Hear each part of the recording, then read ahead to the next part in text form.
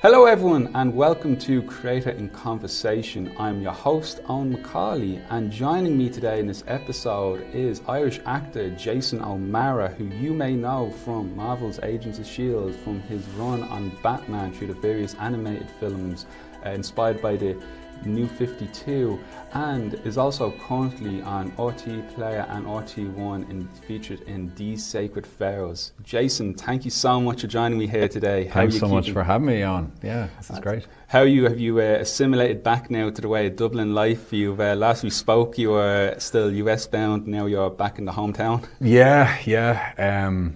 This is my first Irish winter in, 30 years or something. So it's a bit of a shock to the system. I read in the newspaper today that we haven't had a single dry day in 2026. The last dry day was at the end of December 2025, and I felt every one of those days. It's literally just before you hit play, the rain started to come down. Yeah. Right now, it's like they're really testing us with the weather, but sure, we wouldn't have it any other way. It's a natural environment. Exactly, yeah, exactly. And so how, at the moment, you seem to be very present now back on the Dublin scene. You've been attending the film festivals and galas that have been happening, and of course you're featured in RT's new These Sacred Vows. So how have you been finding this leap back into the Irish film and television scene?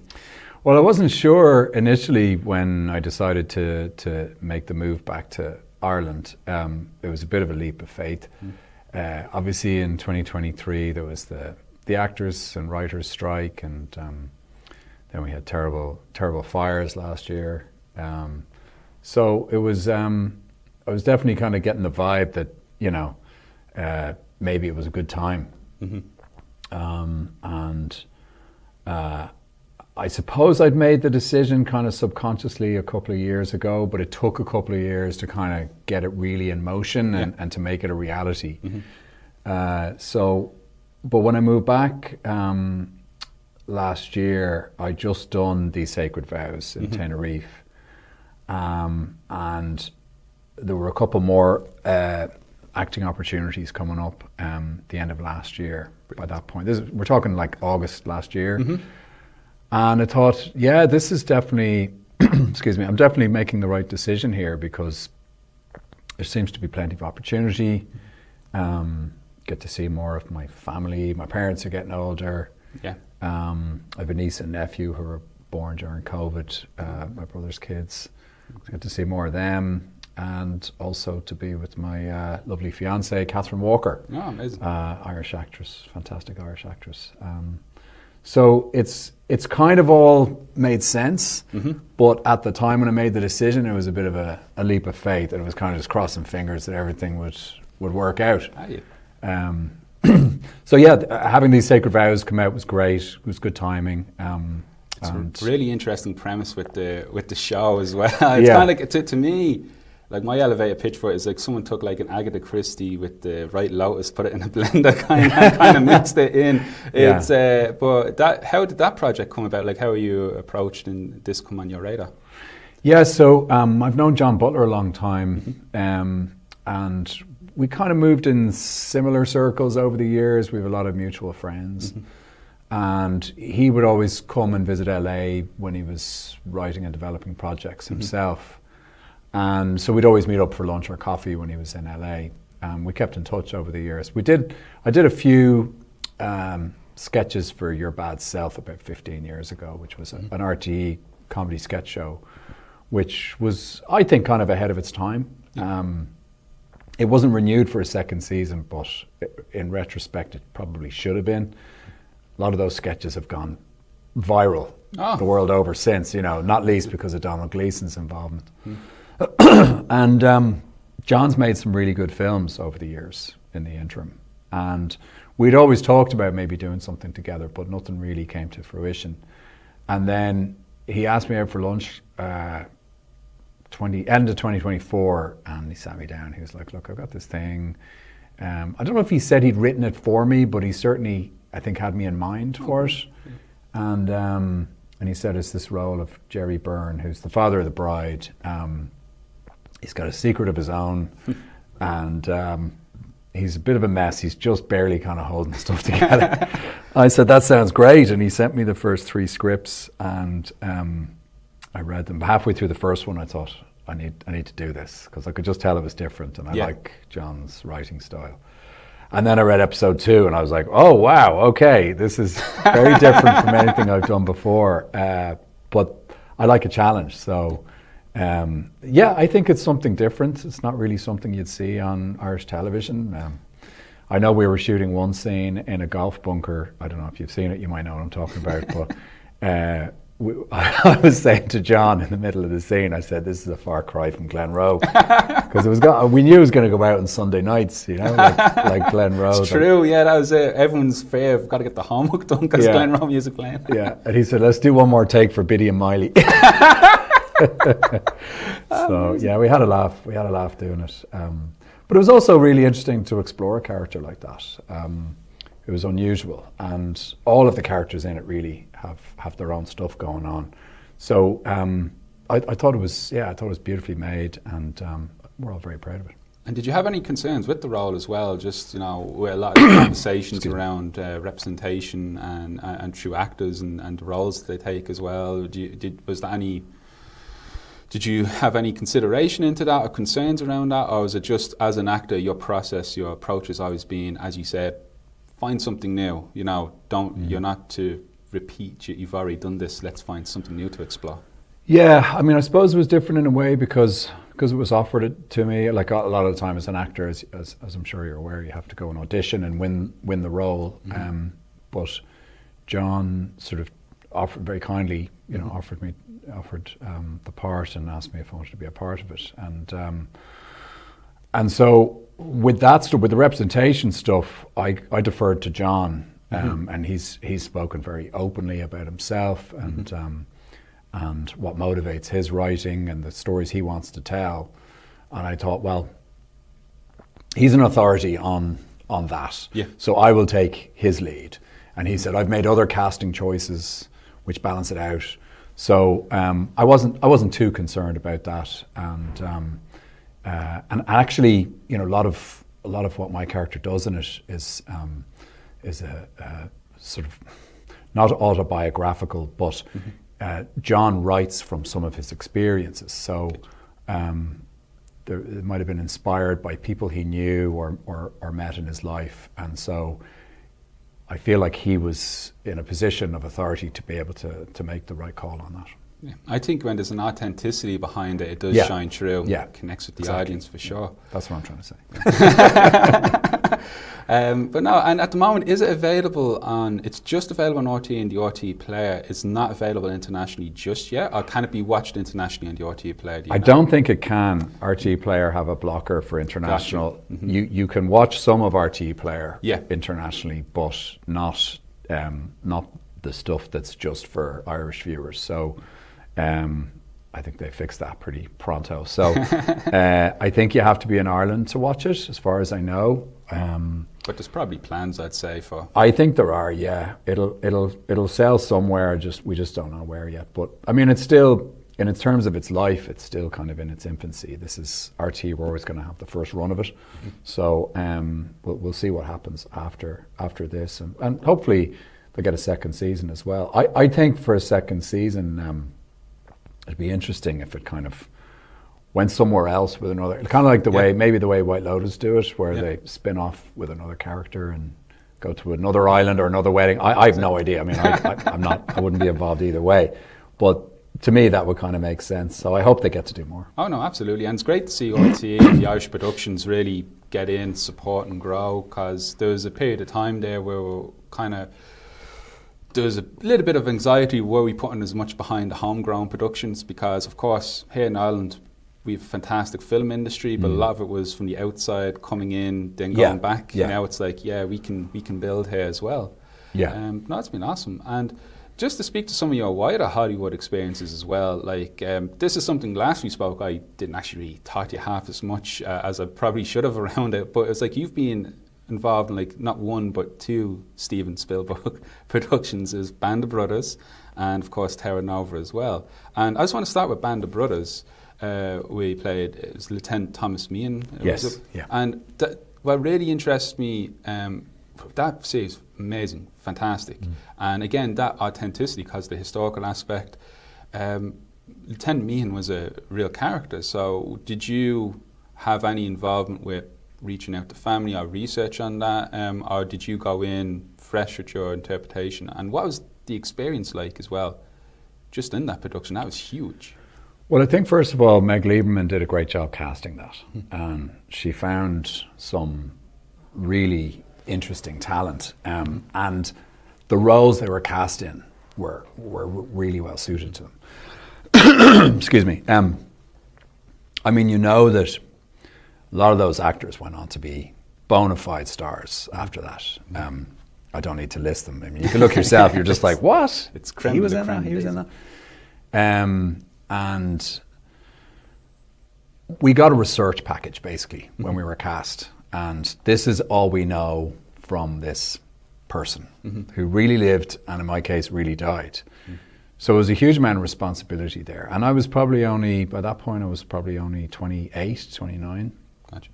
I mean, a lot of those guys were young, and in fact Thomas Meehan probably would have been slightly older compared to some of the other paratroopers. But the one thing that really struck me was he wrote a letter home to his wife right before the jump over Normandy, and it's one of the most touching pieces of literature I've read from World War II. Like, it's astonishingly emotional and heartbreaking and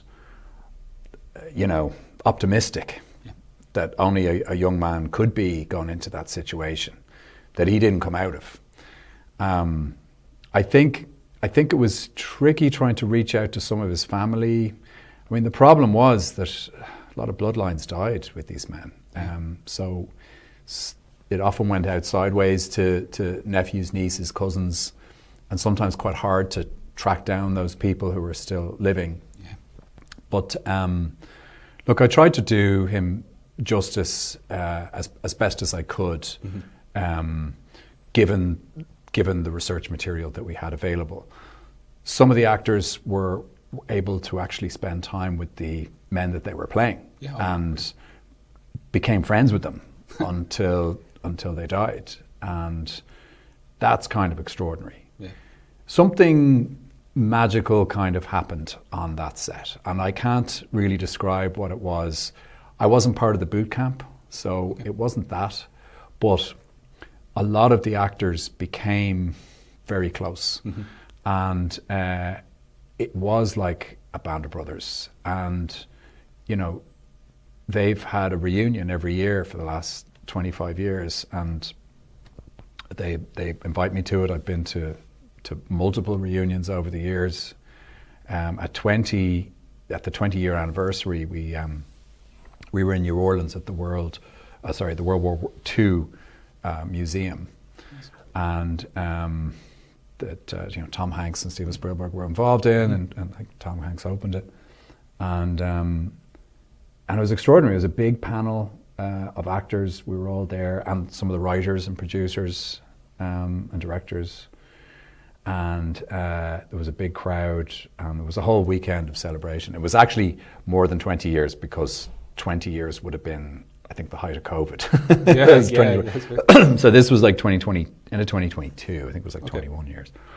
But yeah, just extraordinary, and a lot of those actors still go and do Normandy memorials in June of every year, and it became an important part of all of our lives that we carried with us.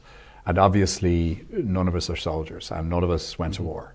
But there was a sense of honour and trying to remember these men not just as people who did this, but as individuals as best you can. And if you remember one person, then I suppose the sentiment is you try to remember them all. But yeah, I've never really played a person who lived and died, and there's a tremendous amount of responsibility to him, to his memory, to his family, and to all of that loss, that you get when even one person dies, not to mention millions. Yeah. No, that's a very powerful thing about art form, like any type of art or portrayal, is they say a person dies twice, when they leave this realm, and then when people stop saying their name. And then when you create something as moving, as powerful as Band of Brothers, these people who gave so much, we may never have known their name, today. Yeah. And now it keeps them, as you were saying, to remember. It's very powerful, very moving body of work in that show. And, it's awesome that you were involved. It's fantastic. Listen, I still pinch myself that I was a part of it. I didn't think I was going to be a part of it. There was a casting director previous to Meg Liebman who was calling in actors, and I wasn't called in on those rounds.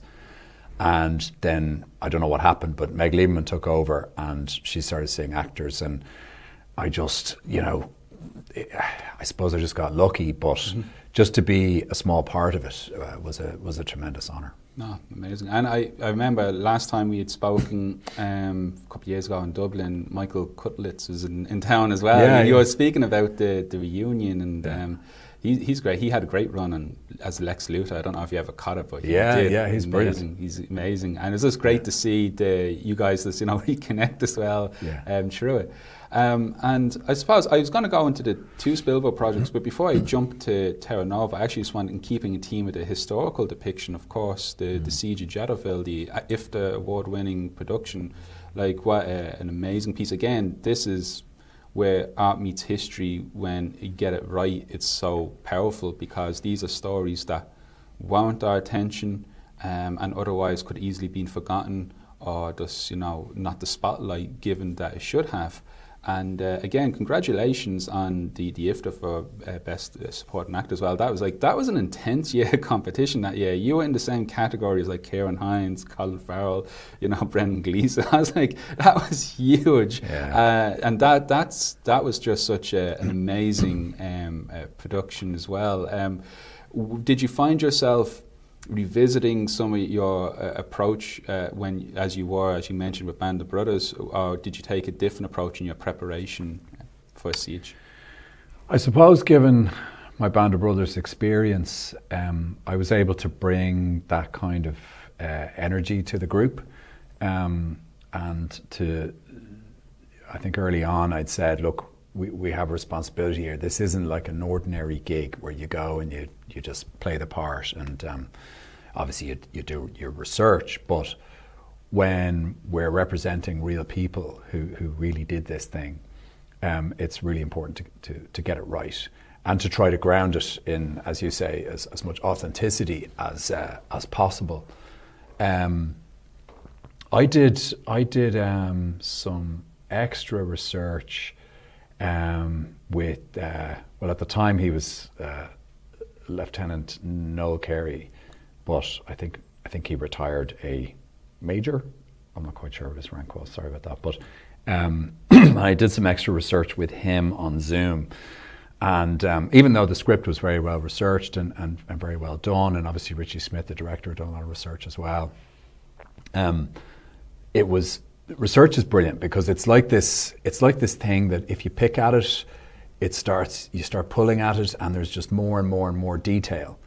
And every time I spoke to Noel, I would get more information, and I would go back and talk to Richie and go, listen, I just found this little tidbit of information, and Richie would be like, bring that to the scene. So we'd make like little adjustments. I think there was a line about biscuits you wouldn't feed to your dog or whatever. It's like they're living off these awful biscuits, and a few other little bits, and even the hymn they were singing.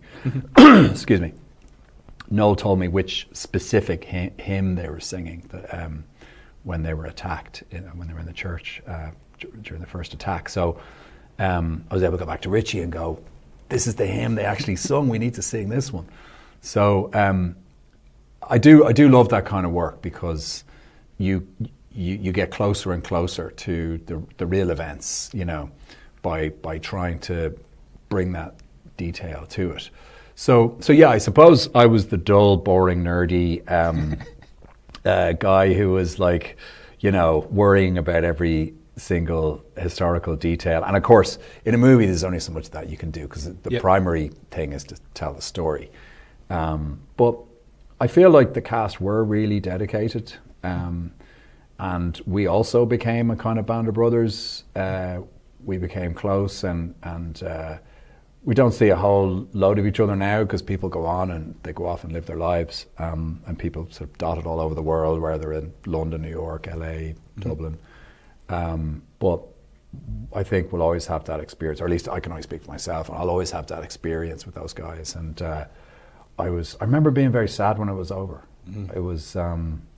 It was they became like a family, and then everybody kind of goes off and moves on to the next gig, and I've always found that quite tough in this business, because you get very close to people, and they become like your best friend or your brother, and then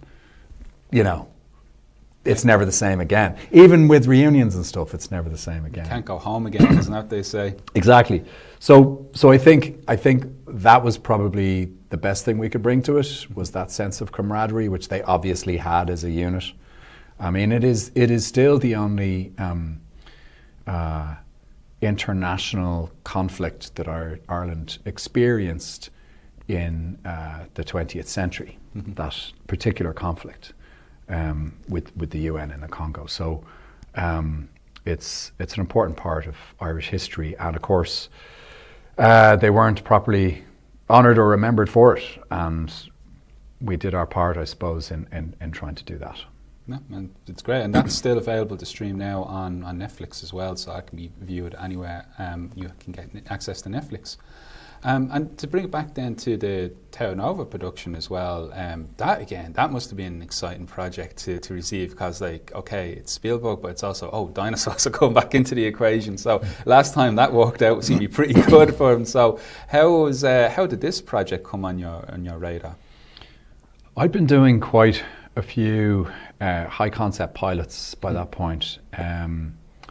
I'd done a police procedural in New York called Drift, which was never aired. I mean, so for those people who don't know, like in the States, particularly in the sort of heyday of network television, in the 90s and the noughties, and then it started to slow down a bit in the 20-teens, because of streaming starting to come into play, and the proliferation of other networks, etc., and streamers. But in their heyday, TV networks in the States would make 10, 15 drama pilots, maybe 20 comedy pilots, sitcoms, and pick sort of 5 dramas and maybe 7 new comedies. And it was called Pilot Season. You probably heard of it, and it was just like almost like kind of bulk buying content, and then they would pick their favorites, and then they would get behind it, launch it, and then out of those 5 or 6 dramas and 5 or 6 comedies, maybe 1 or 2 would become a big hit. Maybe 2 or 3 would get a second season, and the other ones would just go out, and the network would cut their losses and roll the dice again the following year. So I became, I suppose it was kind of the height of a lot of that for me. So I was offered almost whatever pilot script I wanted at the time, and which was an exciting time, but it brings quite a bit of pressure, because you're like, I don't want to pass on CSI, I don't want to pass on Grey's Anatomy, I don't want to pass on Lost. Not that those were offered to me, but you don't want to be that guy who turns down the Beatles. So I suppose, given my interest in Star Wars growing up, and it was always a bit nerdy about sci-fi, and I just like high concept stuff. It gets my imagination going. And I read quite a bit as a kid as well, and I always loved kind of sci-fi writers like H.G. Wells and Philip K. Dick and stuff. So I was going for more out there kind of concepts, and so I suppose Life on Mars, in a way, kind of was the culmination of that, which I thought was really interesting. I mean, obviously we were remaking the BBC version, but it was a terrific New York cast, and I thought New York looked really good in it. Yeah.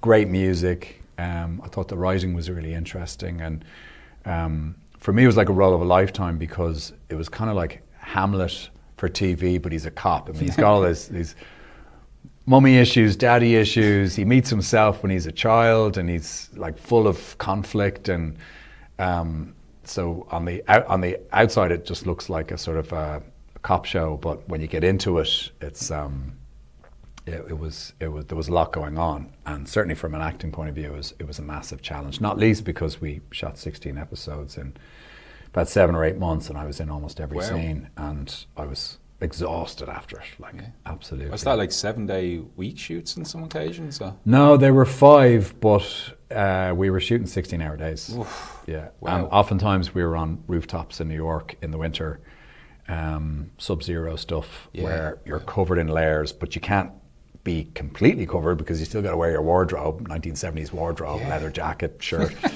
It was kind of his uniform in a way, even though he's undercover. And just heat packs like all over your major organs on the inside, and literally trying to get your lines out without your teeth chattering.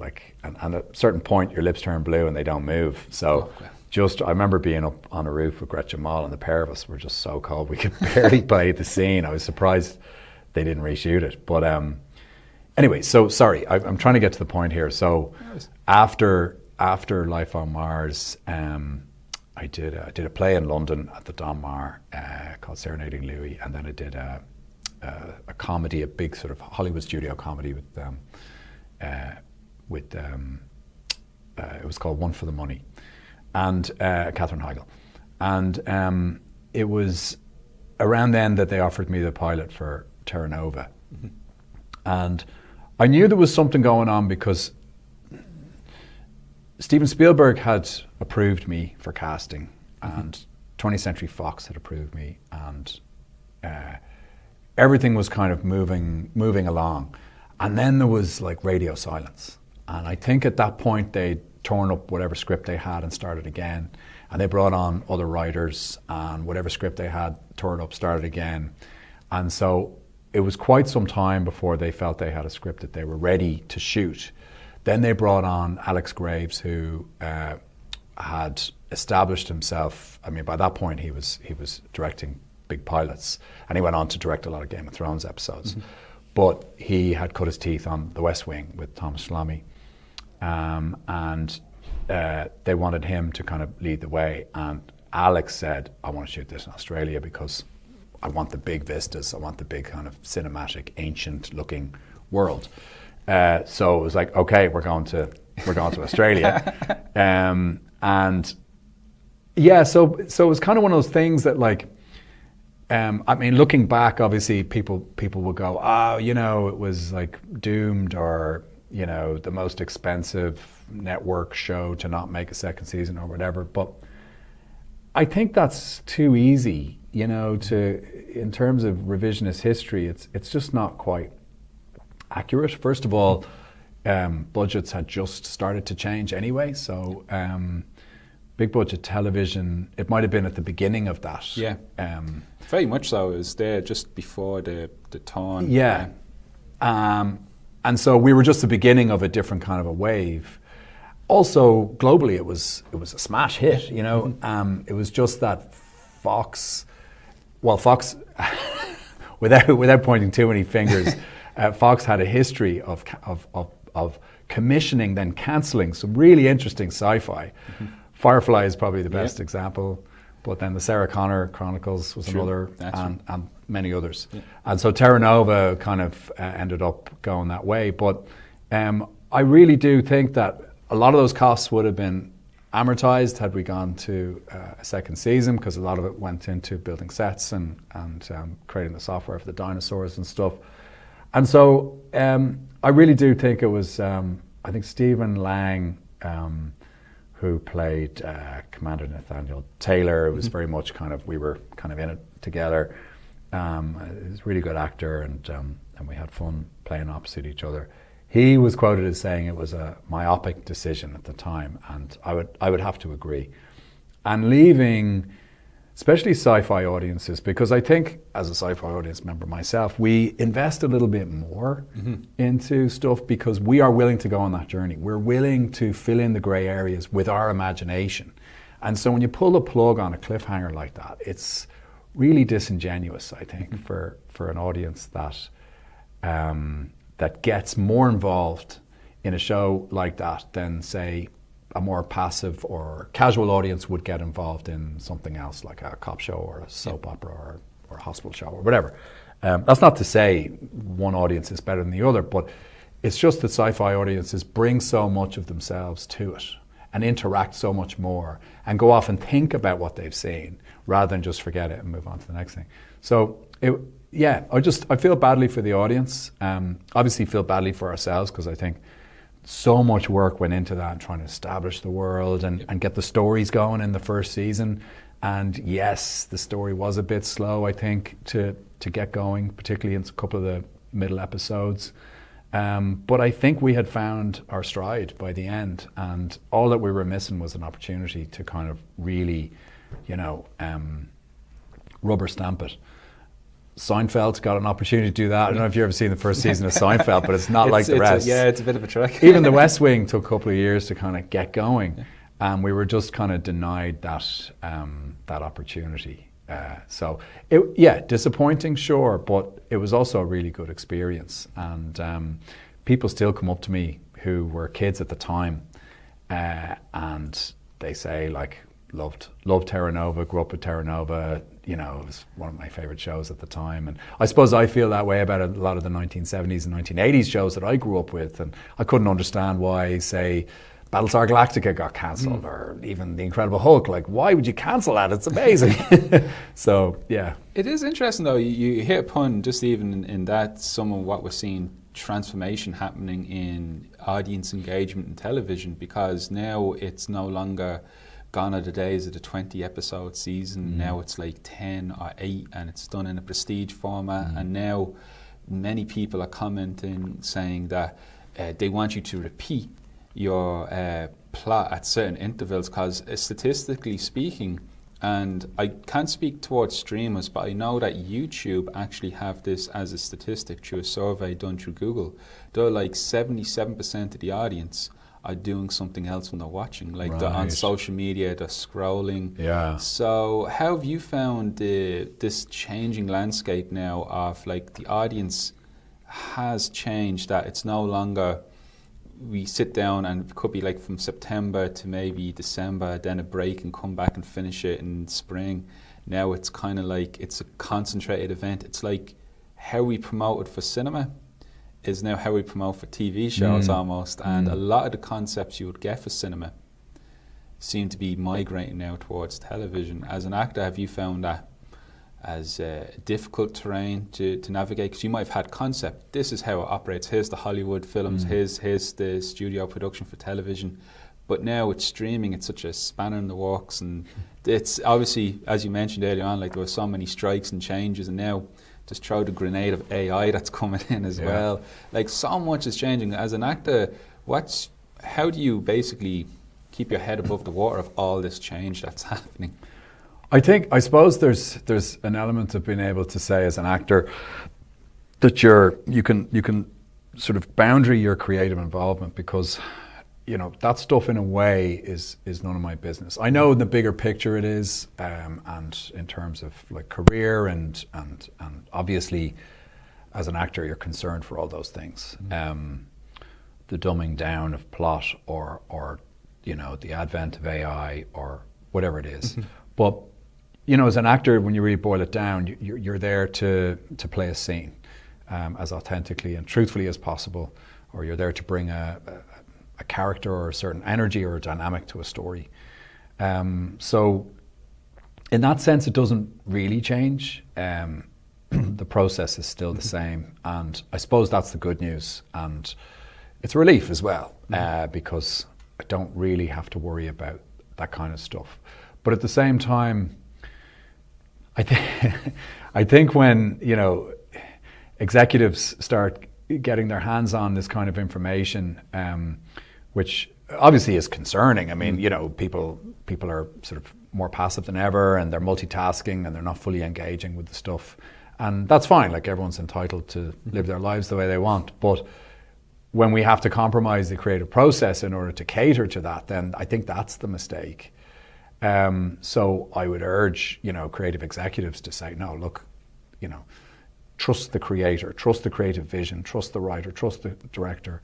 The problem here, of course, is that when they're invested in a really big show or a really big movie and they've got millions, sometimes 100 million or more invested, then they're going to want to control it more. They're going to want to control the product, and they're going to want to make sure that it appeals to as many people as possible and that it's a hit. And they think the more they get involved, the greater the chance of that happening. And in a sense, going back to Terra Nova, that probably happened on that too. There was a tipping point where so much money had been invested that they had to kind of oversee it even more, and that ends up stifling, I think, a lot of the creative process. So I'd read some of those things similarly, and I know Ben Affleck and Matt Damon spoke up about that. But I think also, just from my personal point of view, I've been involved in slightly smaller scale dramas, but for big networks like Netflix and RTE would be considered pretty big. Channel 4, even Lincoln Lawyer recently for Netflix, and I'd like to think that, Lincoln Lawyer's kind of already found its way, so I don't know how much network involvement there is there. I don't think there's a huge amount actually, which is great, because it's obviously found its audience. It's a huge hit, and they're letting the creators kind of get along with it, the showrunners and what have you. But yeah, I think it's probably one of those graphs where the more money is invested, the more control there is, the more they're telling people what they have to do. But as an actor, there's definitely an option where you can sit out of all that and just kind of get on with your job, show up, do your job to the best of your ability. And in that way, it doesn't really change. You have your creative process, you learn the lines, you prepare the scene, you make a character that works for yourself, that and whatever your approach is, and you go and you do your work and walk away. And what they do with that, you have very little control over as an actor. I think it's probably why a lot of actors want to direct and write and be showrunners, because you've got to walk away, and let people cut it together and manipulate it and do what they want. Yeah, it's a whole other jar to open, Yeah, exactly, yeah. But no, it's brilliant. And I suppose just to shift over then to like this whole, you have a stellar career like within the superhero genre. Like it's like few people, like, okay, you get to do a DC project, or you might do a Marvel project. You do both. And then among that, you also get to be Batman as well. So like this is like, that's if anyone had one of those, they'd be like, okay, hang me hat off, that's that now. But then you get to like conquer both worlds. So let's just look at the Marvel's Agents of S.H.I.E.L.D. for us, because that was great. Like you got the suit with when you're playing Mason with the Patriot costume. Yeah. What was that like? Did they take you to? Was that the full Hollywood experience of getting scanned for the suit and assembling? Yeah. What's the whole process like? Sometimes I see snippets and behind the scenes, but obviously on camera it looks great. But then the realism behind actually building the things. Were you like full body cast, or is it more digital now? Well, geez, I suppose this was almost 10 years ago now. Oh, so blink and it's gone. Yeah, my God. I think it is. It's going to be coming up on 10 years now, yeah, which is amazing. So I don't know what it's like now. But then, there was I was sent to one of those superhero, I'm not going to say the name because A, I don't want to get it wrong, and B, I shouldn't be endorsing one over the other, but they were brilliant. And well, I'll tell you what, I'll give you a clue. The full Ben Affleck suit was on display. Oh. And the full Spider-Man suit was also on display. Awesome. And they had just finished working on them, and they were obviously, very proud of their work. But yeah, so going in there was kind of like pinch me, first of all. And then they put you in this, like, it looks like a transporter from Star Trek. It's you stand on this kind of, plinth thing, circular plinth thing, and it's all these cameras, and it scans your body, 3D body scan. So warts and all, like every pound you're carrying is recorded for posterity, and then they work off that. So yeah, it's just that if you're wearing like a chest plate or a back thing or whatever it is, it has to really hug to your body, and whatever they can do with CGI after is fine, but it has to really kind of look like it's kind of another skin. And even though the Patriots' armor wasn't massively extensive, I had a lot of movement, and there was a lot of neoprene on top. And from the waist down, he's kind of more like a soldier, you know, soldier boots, combat boots, and cargo trousers, nice big kind of belt. But the coolest part was having the Shield logo on the chest, like built in. So yeah, we had multiple fittings with. I was shocked because I'd never had a costume fitting where, you know, the showrunner, the producers, the directors, the writers, like everybody's at the costume fitting for this thing. Right. They want to be a part of it, and it's a very important part of, obviously, telling superhero stories.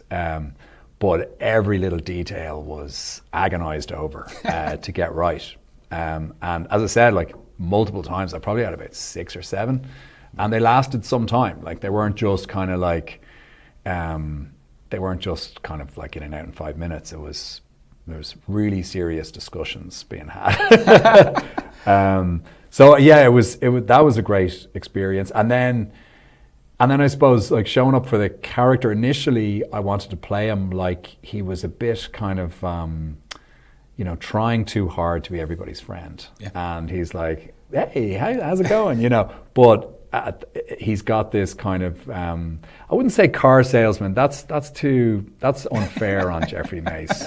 I think he's more like a slick kind of advertising executive who's like, okay, well, let's just see. Let's kind of put a spin on this and see how it goes. And everything's good. Everything's fantastic all the time, no matter what. And obviously everybody was sick to death of him after the first episode. But that was really fun to play because there was an element of comedy about that, which obviously Marvel always got really, really a good balance with that, I think. And so as the story progresses and you realize he's not actually, he's juicing up. He's not actually the superhero we think he is. Even though I get this great moment with Ming-Na Wen where I like lift her up and toss her aside and all these cool moments, you realize actually he is kind of corrupt. And this is all just for show, for optics, which is something he talks about in his first scene, actually. So, like the clue to the story is in that first scene where he sits down with him. So, it was a really fun project. And then obviously by the end, when they get into the mainframe and everything, he gets to be that hero he always wants to be, and dies a tragic but heroic death. The hero's journey, the character arc's been amazing because, like, in class here, we sometimes look at Joseph Campbell, we look at like the hero's journey, we look at the 12 steps, and it's kind of like you got to have redemption and you got to also have, but like originally when you introduce, as you said, that kind of slickness, that kind of falseness initially, and then it's like he doesn't wear a mask, but at the same time, he is wearing a mask at this when you first meet him. And then he goes to the ringer, but it just makes the redemption, that transformative experience of how is the audience going to connect.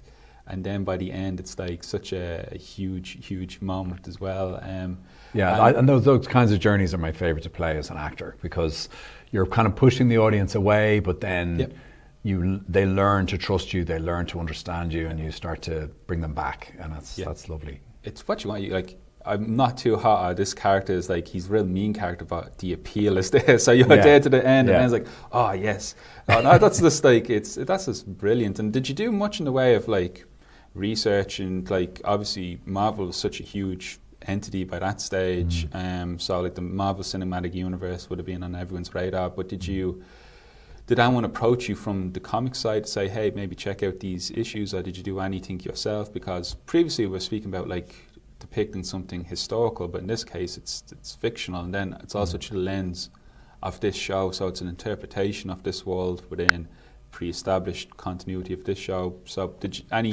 any heroes of your past or comics, anything appeal to you when you're working on it? Well, obviously I was interested in some of the early concepts of the Patriot, and he was one of the older characters.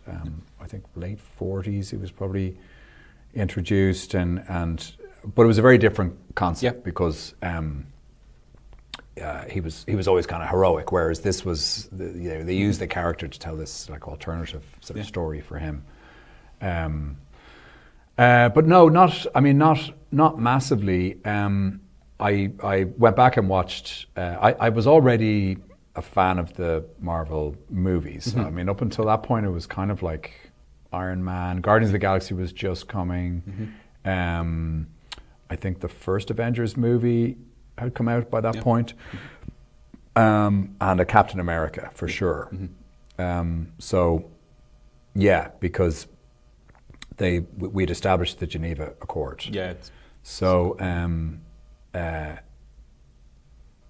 so that was starting to tie into the storyline in the Civil show. War and stuff, yeah. Yeah, Civil War, exactly. But the creators of the show were actually reacting to what was evolving in the cinematic universe. So oftentimes they'd go and see Guardians of the Galaxy and decide to shoot a season in space, or we'd go. I mean, and we would go together. We would go to the premieres of these movies together, and the writers would literally take notes and go, "Okay, well, let's do." But that was at that time, Marvel Television and the Marvel movie universe were very separate entities. Yeah, we hadn't made that kind of sync yet. Yeah. And I think, is there a question over, you'd probably know more than me, is there a question over canon of Agents of S.H.I.E.L.D. canon? That is the thing, like this gets talked about back and forth, like is it in canon? But here's the thing, originally Punisher and Daredevil, they weren't, and now they are. So I think, in my viewing, I haven't seen anything where you internally can't, justify it in. But this is a debate that when any fandom is there, everyone has their own personal canon. So I think if it doesn't interfere with the story or your enjoyment, it is canon. But the fact that so much up to like the Sokovian Accords and Civil War, sorry, not Geneva Accords. Sokovian Accords. I'm starting to conflate history and science fiction again. We've caught you at a scent on camera now. Sokovia Accords, of course. But, I must have said that like 100 times. I've still forgotten. But in my defense, it was 10 years ago. But no, yeah. But so I think in canon, I think it's good. And like I know, I'm blanking on the gentleman's name who plays Phil Coulson. He'd done Clark Gregg. Oh yes, Clark Gregg, of course. So now it's my turn to forget. But he also did the character in multiple different stuff as well, like animation. And that. So I just think it was a great show, and it was feeding off the the energy of what we were seeing in the cinema, and like it was shown here terrestrially as well. I think it might have been even RTE had it. So that's great, because now again so much is going on to streaming, but when it's on TV, you're guaranteed sit down with the family kind of experience. That's how much you want. That's like the last form of family bonding of Sunday TV. But no, that was and they did an awful lot on that show with relatively little money. I mean, I know to us it looks like a big budget Marvel show, but they only had a limited budget, and like the speed that they shot action sequences, and not only that, just how clever and innovative they were, and how we'd shoot them, and how we'd block them as well. Like, so there wouldn't be, there'd be a way to do quite an intricate and detailed, ambitious fight scene, but shoot it quite fast.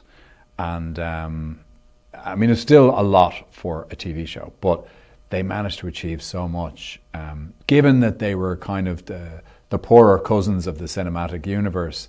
I just thought they did a brilliant job, and it was a true collaboration. I mean, everybody worked together, and everybody involved was really passionate about what they were trying to make. And I think, if anything, that show really reflected that. And especially that, was it the fourth season? I think it was the fourth season I was in.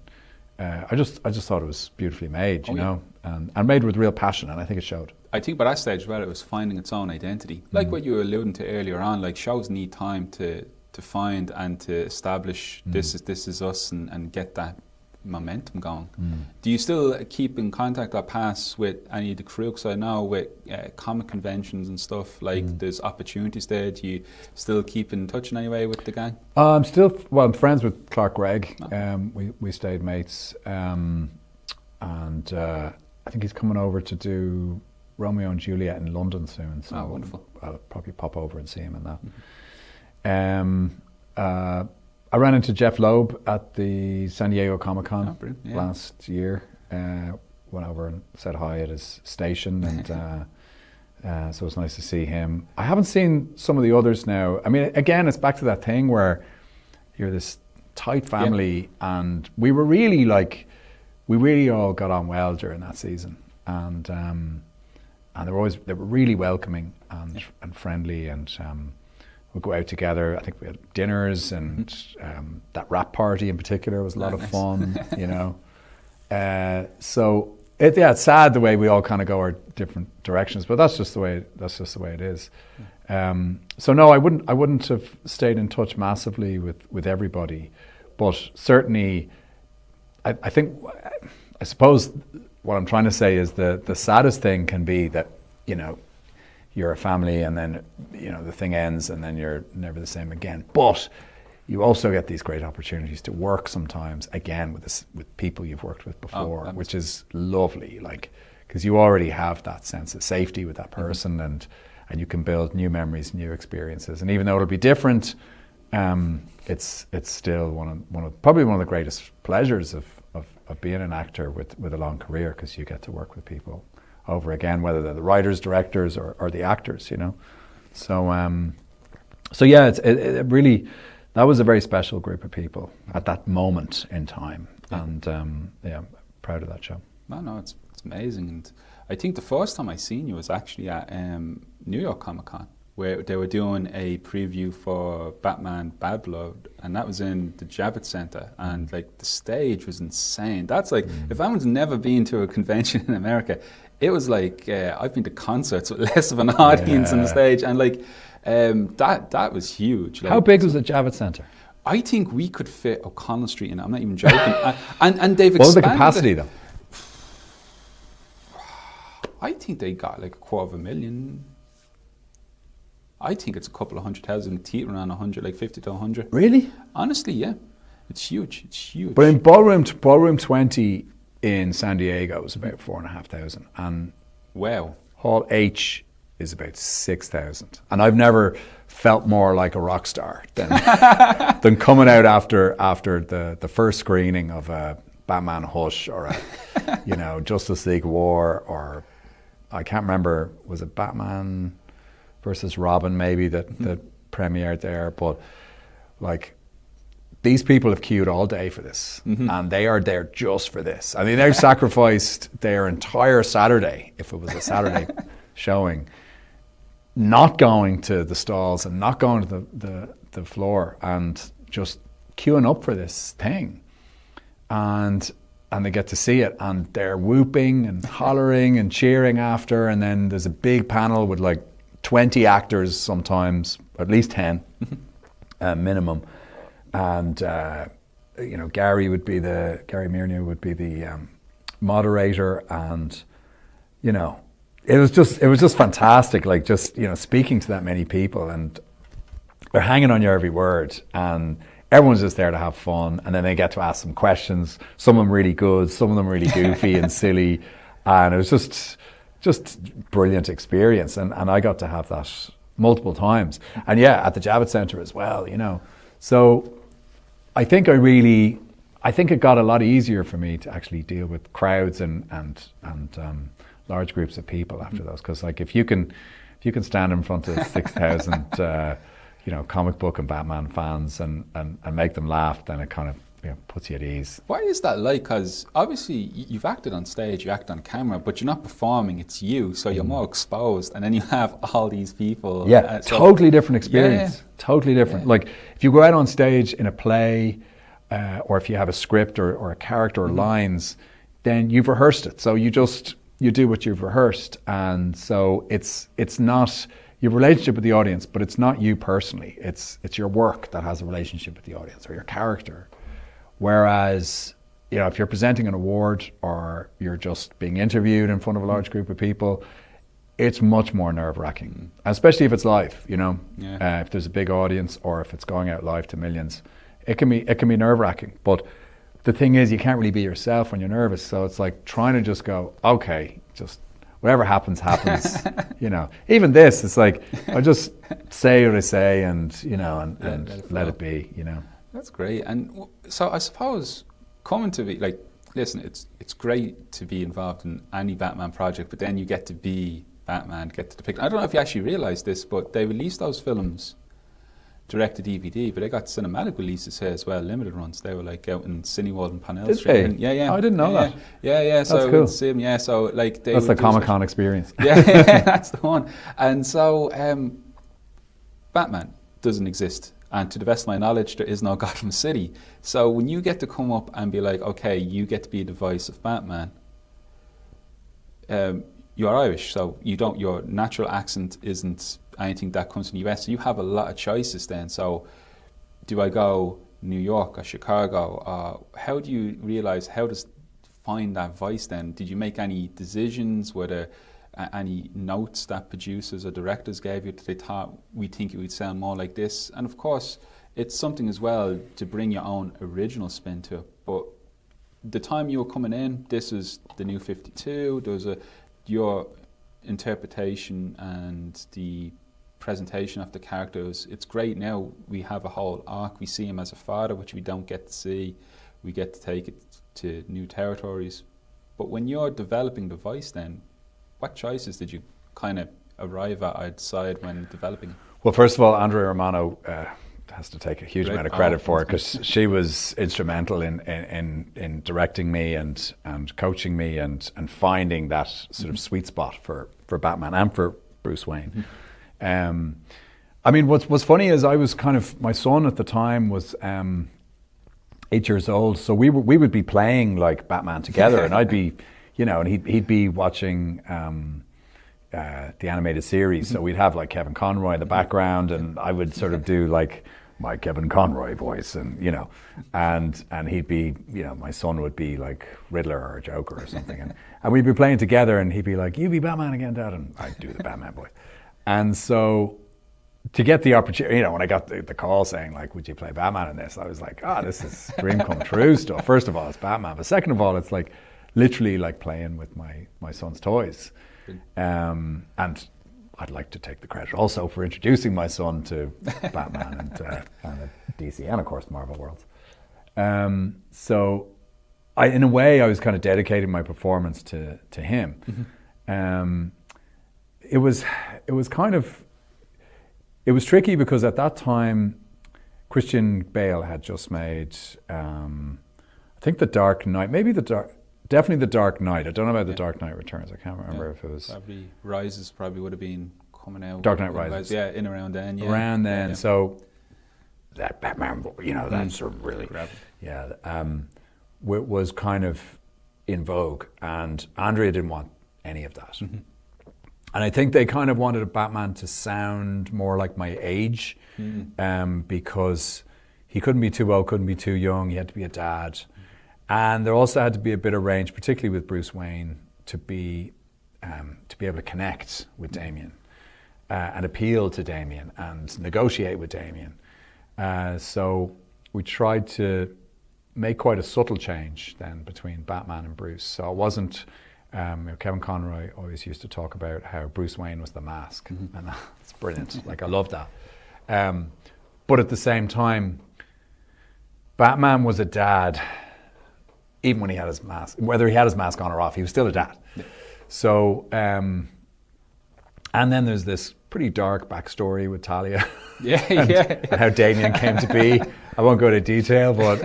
Thank Grant Morrison for that one. Yeah. And I was surprised, actually, the movies kind of went that way with it. But, it was like, okay, we're going with it. And so, there's an element of, this Bruce Wayne was taken advantage of in a way. And so there's something quite human about this version, this, I suppose, New 52 version, even though there are times when we were very close to New 52 and times where we diverged. And of course, as films, I suppose you have the creative license to do that because you're trying to appeal to even more people, and you know, if you follow the formula of a film, that everything needs a sort of bigger climax and whatever else, you know, it has to be cinematic and big in multiple ways. But yeah, so that was that part of it, and another interesting part of it was just doing the fight scenes, because you'd show up often the fight scene, you do the dialogue first, and be like 2-3 hours often for a Batman title. I mean, Justice League slightly less because there's so many other heroes in it. But for a Batman title film like Batman Hush, Batman Bad Blood, one of those, it would be about 2 or 3 hours, and you're voicing all you don't have any animatronics, you've got some character sketches. Okay. You've got a little bit of, you know, artwork to go off, but you don't have anything moving. You don't, you know. So it's just a recording, which will give the animators a guide track to animate around. So it's this kind of weird thing where, I mean, obviously fans of animation will know all this already, but it's a weird thing where sometimes the actor's guiding and sometimes the animators are guiding, and then the animators will come in and then you'll go and re-record your voice because they want it to, you know, maybe the line is as he's falling from a building, and so it has to be louder, or maybe he's running at the time, so it has to sound like he's moving, and I was playing it like he was still because they didn't think he'd be moving in that moment, or whatever it is, and you re-record that. But then at a certain point, and this is much deeper into the process, so now you're about a year, maybe almost 18 months into it, and now they have like a lot of the stuff has come back rendered. And now you can start lip syncing to some lip flaps that they put in the character. Sometimes the lip flaps haven't been put in, and so they want you to voice it so that they can lip flap around you. Okay. And that's that just tiny movement, the animated mouth, to make it look like they're saying the things that they're saying. It's a bit weird doing ADR to a character that has no lips. It's just weird. There's no other way to put it. And then the last thing that the actors do, is you know, ADR for the fights. That's additional dialogue recording, and so that's when you start doing all that. You know, so oftentimes it was. I remember Andrea saying that when you're throwing a punch, it's the breath is coming out of you, so it's. But when you're taking a punch, it's the breath is going into you, so it's. So there's a difference between and so there was a lot of that kind of stuff, and just efforts like throwing a batarang or something. It was just like, you know, stuff like that. Or if he landed kind of with a thud, it'd be like, you know, something like that. So they were really fun. Now there was one time quite early on, I think, where I was actually punching as well, you know, like while I'm doing it, because I wanted the physicality in the sound, you know, so I was like, and I punched the lectern. And they were like, okay, can we get another take of that? And I was like, guys, and they were like, what's wrong, Jason? I was like, guys, I think there's something wrong here. And I'd open up my knuckle and it was blood just rolling down my hand. I was like, I need to take 5. So I went in and I put a Band-Aid on. It was grand, but I just felt so embarrassed. Like, what a newbie move. Like, just terrible. Putting your blood and sweat into this. Oh, put everything into it. But no, that was just my own stupidity, because I thought it'd be cool to go as Batman. But yeah, so that's my tip. Don't punch the lectern. That's amazing. And do you have any other characters, like dream characters or roles you would like to take on? There's obviously the rumours around the James Bond, often your name's dropped in around those runnings. But I think those days are over now. I think I was in the mix at one point, yeah. Never say never. Never say never again. But is any particular roles now that you like, I definitely would love to play this, either stage or screen? Or? Well, like I said, I grew up a Star Wars fan, so I'd love to do something Star Wars. It wouldn't even have to be like one of the big movies. I mean, there's so much Star Wars content now, and maybe now we're moving into a slightly different era with it. Yeah. We'll see. There's been some good stuff and some not so good stuff. A lot of the games are very good. So it'd be nice to. That would be a real bucket list thing for me. Yeah. You know, and you know, this is a really boring answer, but I'd like to do some more theatre. You know, great. Especially here in Dublin, and working on a few things that hopefully will take a step toward that. But yeah, I'd also like to. I'm currently doing quite a bit of writing, so hopefully those things will.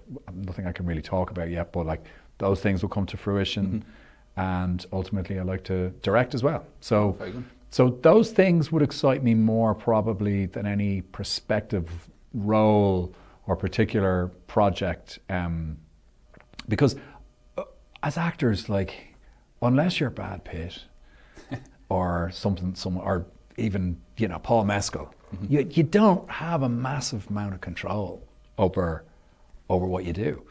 I mean, yeah, sure, you might get offered something, but you might not get offered this other thing.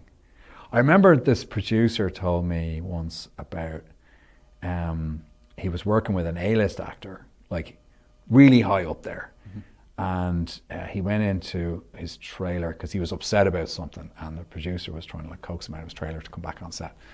And this A-list actor said, I'm really upset, I really am. And he said, why? What is it? And he goes, because I wanted to do this part, and I didn't get it. And he's like, but you're, I don't want to mention the name, but you are. And he goes, yeah, I know, but John Travolta got it, or whatever. So there's always somebody who's gonna, even at the highest level, there's always going to be someone who gets the part you want. So it's competitive at every level. Again, like, someone like Brad Pitt can probably just, generate himself. You just, have his production company, develop a show or a movie that he wants to do and goes off and does it, and it makes $1 bazillion, and that's great. But, otherwise you either get to choose yes or no if you get offered something, or you're auditioning for something. And by auditioning, you're basically saying you would do it if you're offered it. That's not always true. And sometimes you audition for something, you get offered, and you can't do a deal, or something changes about it, and you go, actually, I'm going to not do that. But most of the time when you audition, you're basically saying, yeah, if offered, I would be available. So you just have so little control. Like, it was like we were talking earlier about, like, after shooting a scene and walking away, you don't know how they're going to cut it together. You don't know what music they're going to use. You don't know, if you're working with a green screen, you don't know what's going to be in there. It could be anything, and it could make you look like a fool. And there's no way of controlling that. So yeah, I think I get more creatively juiced up by the idea of creating stuff and directing stuff, and honestly trying to use some of the experience that I've been lucky enough to gain in, London, New York, LA, multiple Hollywood projects, working with some of the best actors and directors around.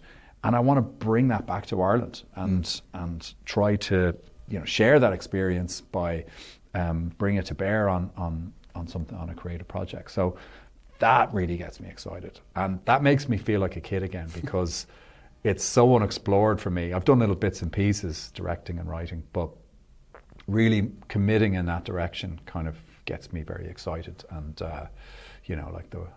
anything's possible. So yeah, watch this space. Hopefully lots more acting to come. I've just finished shooting a couple of series there, so they should be coming out next year. But yeah, hopefully some interesting projects that I'm a bit more creatively involved will be coming soon as well. Amazing. Well, congratulations on everything and best of luck ahead. We're all excited to see what comes next, and thank you so much for taking the time to talk with me today. Oh, and thanks so much. I really, it's a privilege to be here, and really appreciate you asking me. Thanks. And thank you so much. And thank you for watching. If this is your first time checking out Creator in Conversation, please consider liking and subscribing.